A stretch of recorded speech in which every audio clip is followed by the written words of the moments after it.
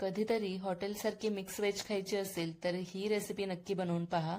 हॉटेलमध्ये गेल्यानंतर सुद्धा तुम्ही तिथे वेगवेगळ्या प्रकारच्या मिक्स भाज्या ऑर्डर करत असाल, जशी व्हेज कोल्हापुरी, अजून वेगवेगळ्या प्रकारच्या भाज्या मिळतात आणि वेगवेगळ्या मसाल्यांमध्ये त्या बनवल्या जातात.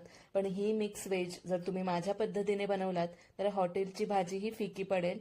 कढईमध्ये 1 चमचा तेल घालून ते गरम करून घ्यायचं आणि 150 ग्रॅम पनीरचे तुकडे घालून ते सोनेरी रंगावर चांगले तळून घ्यायचे. त्यानंतर ते काढून घ्यायचे आणि पुन्हा 1 चमचा तेल घालून त्यात बेबी कॉर्न आणि बटाट्याचे काप करून घेतले ते घालायचे आणि मंद आचेवर अर्धवट शिजवून घ्यायचे. ते काढून घ्यायचं आणि पुन्हा 1 चमचा तेल गरम करून त्यात 200 ग्रॅम मशरूम आणि 1 शिमला मिरची कापलेली घालायची आणि तीही 3 मिनिटसाठी मोठ्या गॅसवर फ्राय करून घ्यायची.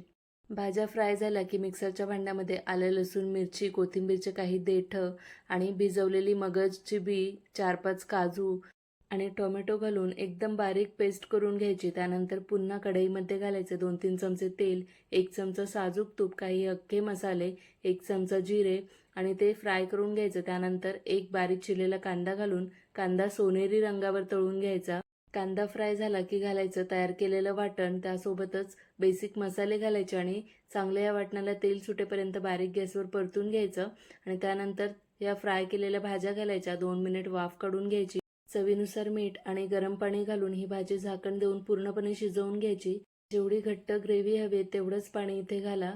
भाजी शिजली की शेवटला पनीरचे तुकडे घालायचे. 1 चमचा कसुरी मेथी, थोडासा गरम मसाला घालून मिक्स करायचं आणि पुन्हा 2 मिनिटसाठी बारीक गॅसवर वाफ काढून घ्यायची आणि शेवटला बारीक चिरलेली कोथिंबीर घालायची.